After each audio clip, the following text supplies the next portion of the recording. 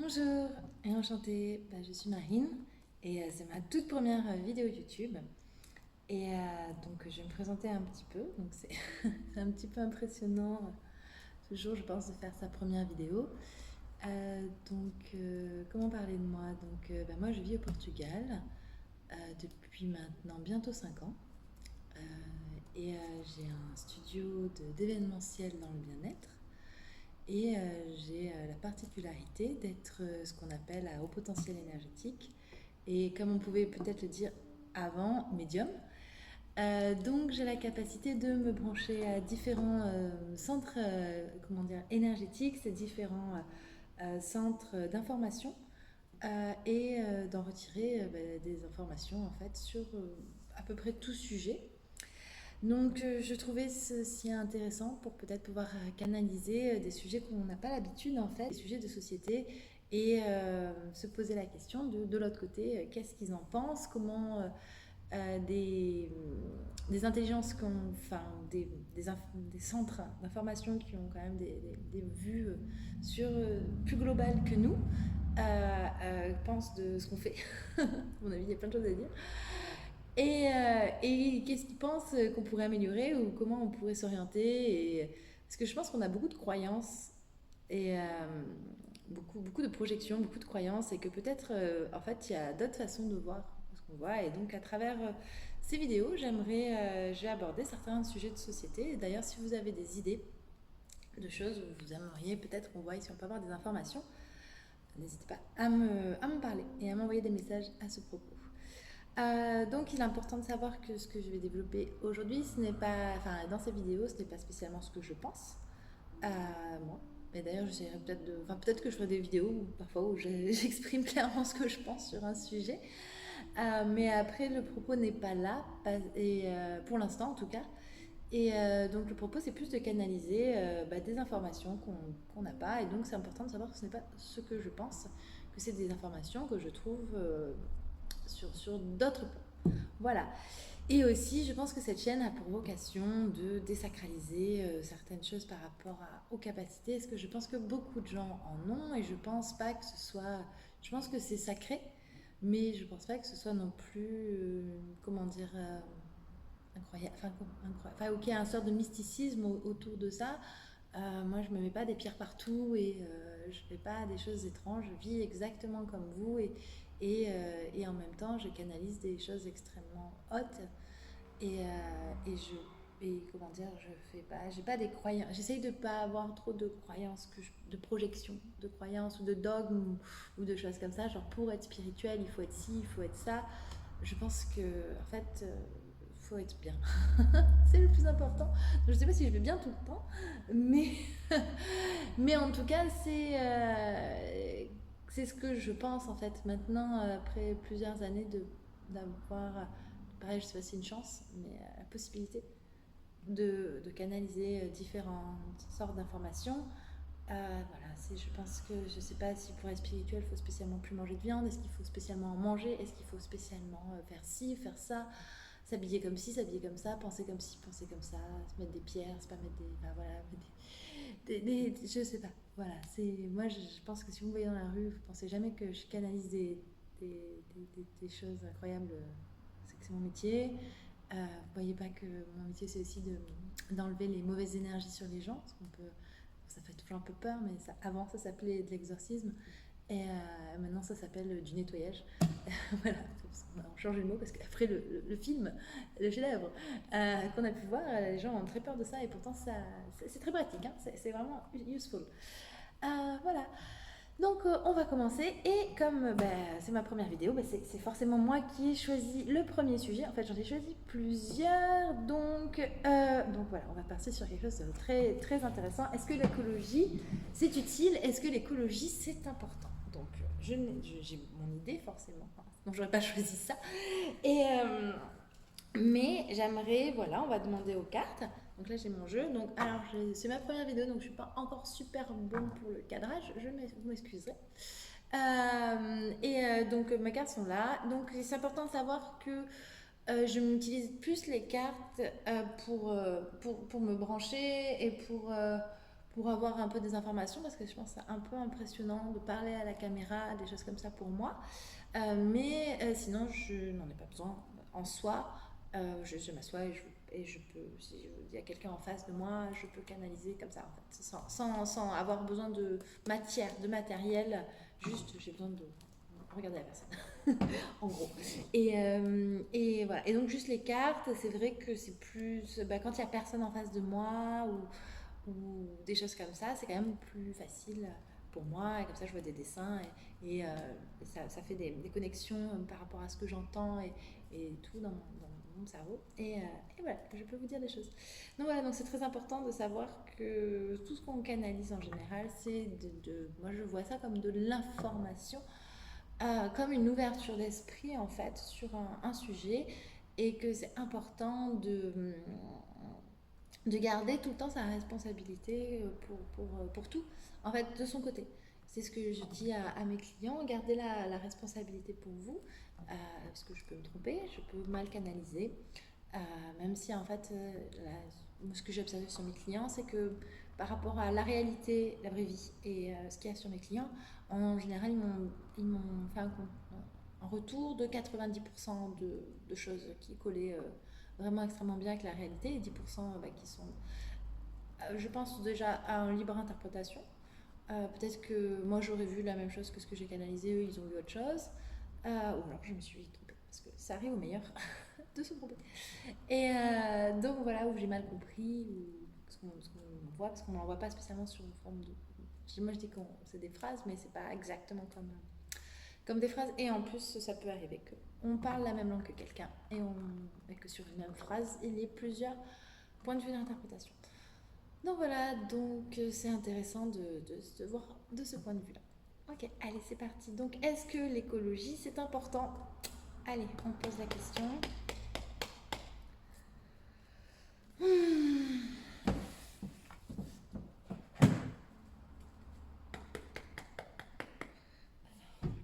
J'espère que je ne vais pas sortir du cadre. Hop, de me relever un petit peu. Voilà, alors. Qu'est-ce qu'on nous dit par rapport à ça?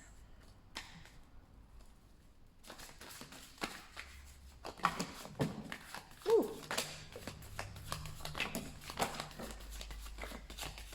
Eh bien, il y avait des choses à dire. Alors.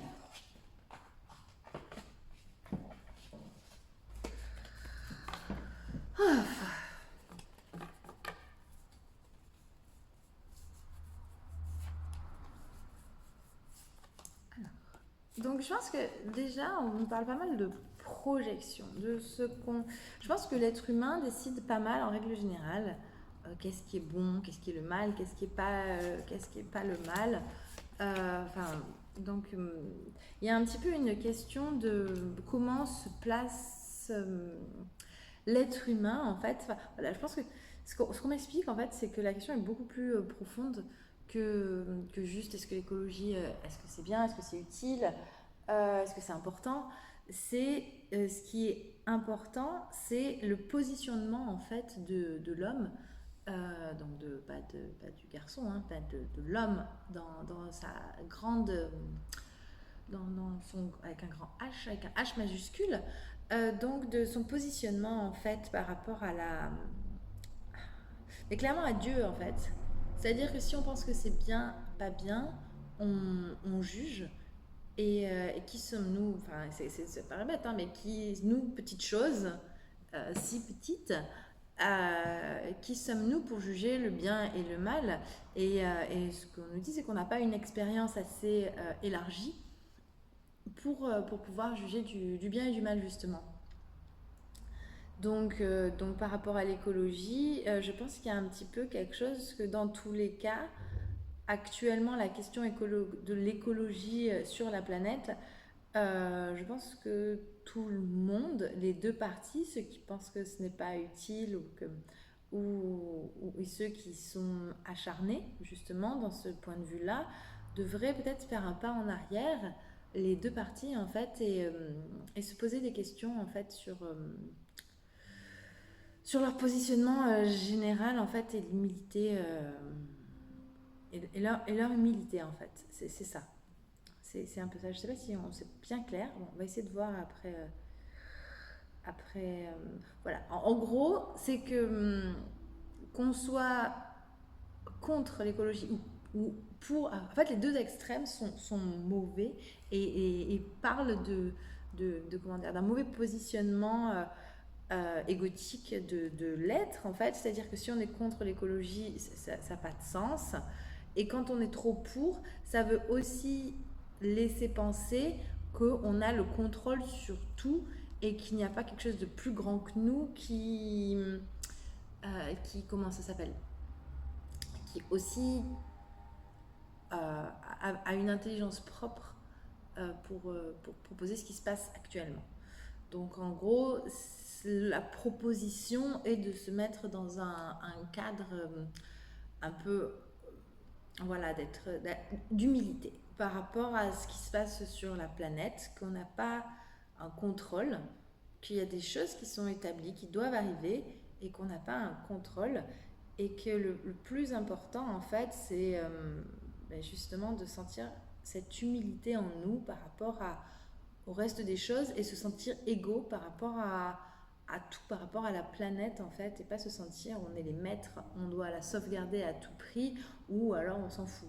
C'est plus une question, il faudrait que c'est même un autre parti, genre il n'y a pas les anti comment dire, les climato-sceptiques d'un côté, on va dire ça comme ça, et les gens qui donnent corps et âme en accusant les autres.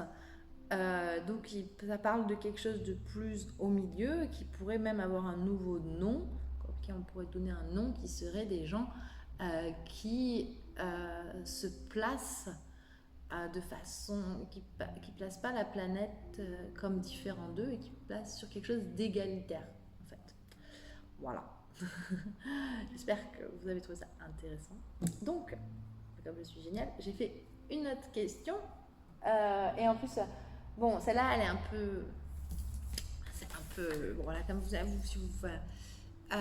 vous voulez voir les cartes, mais c'est pas. En fait, je ne lis pas les cartes spécialement, hein, donc je lis les informations qu'il y a dessus. Donc c'est l'oracle de la lune de je ne sais pas qui. Si vous voulez, je pourrais vous dire si vous êtes très intéressé. Donc voilà, donc maintenant on va poser une question vachement drôle. À quoi ressemblerait une société saine? Parce que là, il y a des élections en France, c'est la folie. Et donc, ça peut être un bon moment de se demander à quoi ressemblerait une société saine.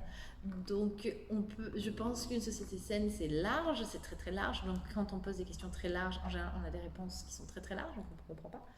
Donc, on pourrait peut-être demander ce qui me titille le plus, parce que j'aime bien poser des questions incroyables. Qu'est-ce que serait à quoi pourrait ressembler une société saine par la gestion politique, par exemple? Ok, allez, on est parti. Vous êtes d'accord? De toute façon, vous n'avez pas de choix. Aujourd'hui, c'est moi la première. Alors, on va. D'un point de vue politique, organisation de la société au niveau politique, à quoi ressemblerait une société saine? S'il vous plaît. Alors, bon, ça nous parle déjà tout de suite d'ego, des dirigeants égotiques. Donc ça, c'est quand même la première chose. Je pense que c'est peut-être un gros problème en général chez l'être humain. C'est Marine qui pense. Parce qu'il faut vraiment séparer ce que je dis et moi. Là, c'est comme si on était... ouais, j'entends des trucs et en même temps, j'existe, donc j'ai quand même des idées. Mais j'essaye de justement effacer ça et de penser le moins possible. Donc à quoi ressemblerait une société saine d'un point de vue organisation politique? Donc déjà, en fait, il faudrait élire des gens, pas spécialement par rapport à leurs idées, mais par rapport à leur ego, en fait. Donc si quelqu'un a trop d'ego, déjà, ça ne ferait pas un bon dirigeant. C'est très intéressant. Que une personne, en fait, que c'est un peu fou, en fait,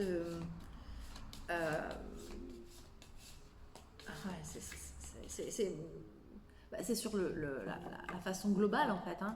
Donc que c'est un peu fou qu'on donne le pouvoir à une personne, en fait. c'est, ça paraît, peu stable en fait. C'est ça qui nous explique, c'est que donner le pouvoir à une seule personne paraît peu stable, dans le sens où un humain n'est pas complètement stable, et en fait un système qui serait intelligent, il prévoirait l'instabilité humaine en fait. C'est ça qui nous explique, parce qu'un humain, un dirigeant, peut avoir des sautes d'humeur, peut avoir des problématiques personnelles, peut avoir des sautes d'humeur, bah, vraiment clairement. Et c'est un peu... et il n'y a pas vraiment de choses pour parer euh, complètement ça. Il y en a un petit peu dans la société, mais c'est pas complètement... c'est pas assez clair en fait. Enfin, c'est pas assez probant. Voilà, on peut dire ça comme ça. Enfin, les systèmes mis en place pour parer à la... si justement, si on s'est trompé, qu'on a élu quelqu'un de trop égotique, ou alors quelqu'un qui peut soudainement avoir des sautes d'humeur ou des choses comme ça. Et, et voilà. Et en fait, ce qui nous explique, c'est que les partis politiques et des choses comme ça n'a pas trop de sens en fait. Mieux vaut choisir par l'être que par ce que dit la personne en fait. Genre, comment quelqu'un est capable de se dédier à un peuple pour le rendre heureux, son peuple en fait, plutôt que d'avoir des idées. Et c'est vraiment pas la même énergie de promouvoir des idées et se battre pour ces idées que de se battre pour le bien-être du général en fait. Donc c'est vraiment pas le même concept. Et en fait, voilà, ce qu'on m'explique, c'est il faudrait, dans un monde génial, ou qu'on peut le changer, qu'on peut réfléchir autrement en tout cas, et ce serait intéressant de plus choisir des gens, voilà, comment ils peuvent convenir au bien-être général, et que des idées, parce que des idées ça marche pas très bien en fait, parce que si on a un programme, des idées, après on peut voir ça se répète, ça ne fonctionne que très peu en fait. Ça ne fonctionne que très peu. Il faut mieux avoir quelqu'un qui est adaptable, qui observe et qui acte en conséquence de ce qui se passe vraiment dans la vraie vie, sans une idéologie de droite, de gauche, de ci, de ça. Ça n'a pas de sens en fait. Il faut des choses beaucoup plus flexibles pour parer à la réalité, parce que par exemple il peut y avoir des idées de droite qui sont intéressantes et des idées de gauche qui sont intéressantes et des idées de gauche qui sont pas ouf et des idées de droite qui sont... Enfin voilà, ça peut vraiment... comment dire, changer comme ça, et c'est pour ça que d'avoir des partis politiques, ça n'a pas d'intérêt vraiment, plus maintenant en tout cas, si les gens commencent à... Mais qu'il faut plutôt quelqu'un qui sache observer ce qui se passe dans le réel et trouver des solutions concrètes qu'on peut expérimenter dans la matière pour diriger en fait. Donc c'est quelqu'un d'extrêmement flexible et qui se dédie à son peuple et qui ne se dédie pas à son ego, à son parti, à ses idées, que ces idées doivent être appliquées parce que c'est les bonnes, ça ne marche pas. Voilà. Et après, est-ce que l'idée d'avoir un président unique, est-ce que c'est une bonne idée? Et ils disent oui. Ouais, franchement, oui. L'idée n'est pas mauvaise. D'avoir quelqu'un qui a une vision globale, c'est pas une mauvaise idée en soi, mais le concept qui pêche le plus, c'est d'avoir des gens qui se battent pour des idées et pas des gens qui se battent pour un bien-être général par observation. Vraiment donné par observation. Donc voilà. Bon, j'espère que ça vous a plu. Donc n'hésitez pas à m'envoyer vos idées de sujets de société où on pourrait poser des questions pour avoir des réponses. Voilà, donc n'hésitez pas. Moi, je propose des sessions individuelles pour des questions du quotidien. Voilà, et aussi, j'ai un programme pour les entreprises de environ 2 mois pour justement proposer aux entreprises forcément, qui ont un intérêt pour le bien commun. Hein. Si vous fabriquez du plastique et que votre idée c'est c'est pas adapté, mais je pense que vous ne regarderez pas cette vidéo. Et quoi qu'on sait jamais. Et donc voilà, pour des entreprises qui ont des envies pour le bien commun, qui pensent que leur produit peut aider le plus grand nombre. Donc j'ai un programme aussi pour justement essayer d'expandre ce genre de projet. Voilà, je vous remercie. Et vous pouvez aussi me retrouver sur Instagram. Je pense qu'il y aura le lien dans la description. Voilà, ciao ciao. Bonne soirée, bonne journée. Merci.